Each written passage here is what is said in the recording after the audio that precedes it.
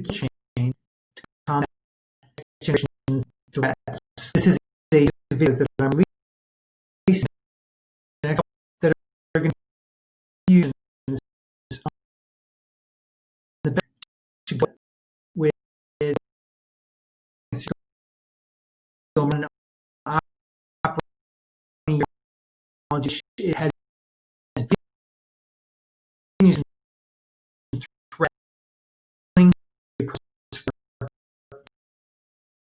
let's do one of the basic ways to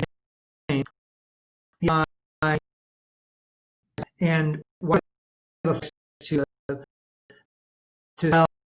help some we get ourselves in hot water, and it could be just taking on a job and really don't know what's going on programs with environment. So you got to dig your way out, classify that as a file.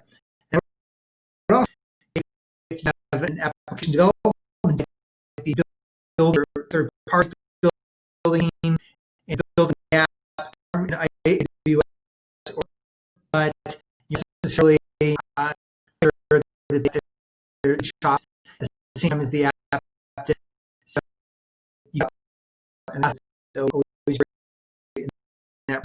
And this security by design actually position on a design security, look at a strategy and risk point of view, and also have to communicate with CFO in the board. So there's different ways to have that security by design. This particular map that I'm using is one of my favorite inventions from about 7 years ago. The next, as I talked about the 6 building, if you're needing tactics, tools, that's it. This is a way to tackle security, for example, layering on and security. Looking at stack combinations actually doing. So that feeling that you have access control, we're blocking protection, we're doing where account as a way of looking what the stack at that endpoint. Another is one of my favorite chain. If the kill chain matrix,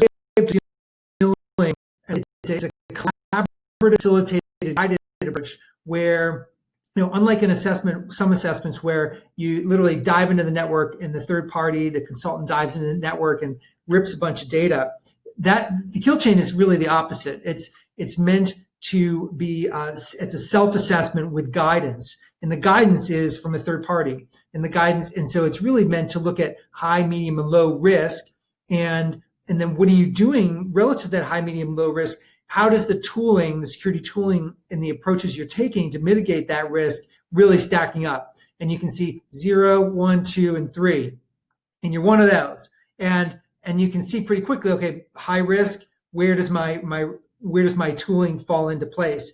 And then what is the actual tool set? And then what to do about it? So unlike PCI and HIPAA and CIS controls and others that just really you're checking the boxes, a kill chain matrix really is, okay, what do I do about it after I've self-ranked and self-assessed? What do I actually do to take action to make sure that I'm making the most appropriate action in the highest risk categories first? And then direct action kill chain. This is if you're of the if you're of the inkling that you absolutely know what you're trying to solve for. If you know what you're trying to solve for, then it just becomes, okay, where do I take direct action and apply, I would call an Occam's razor, or apply a Pareto principle to it? What's the 20% investment that gets you 80% of the value, and then gets you 80% of the value, not only from the direct action, the direct blocking capabilities within this cloud, hybrid cloud, on-prem world, sort of this multifaceted world that I'm going to be talking about over the next couple of days relative to this picture. But then how do I take action on this? What's the most directed approach to take? And finally, as you look at assessments, assessments denote a noun. I've done the assessment. I've done the matrix. I've done this. I've done that. Well, I believe, and I believe we're at a time right now where we got to talk about always on assessing, always on review of your kill chain. And that's going to be the final category we're going to cover is the always on progressive way in which you can have your team linked up to another team and then just you're constantly reviewing and assessing and using tooling, using people, using process, using techniques. How do you do that? And so I'm going to take you through this video series and get you caught up on this so that you can see what is appropriate for you and you have a thought pattern and of how to approach this.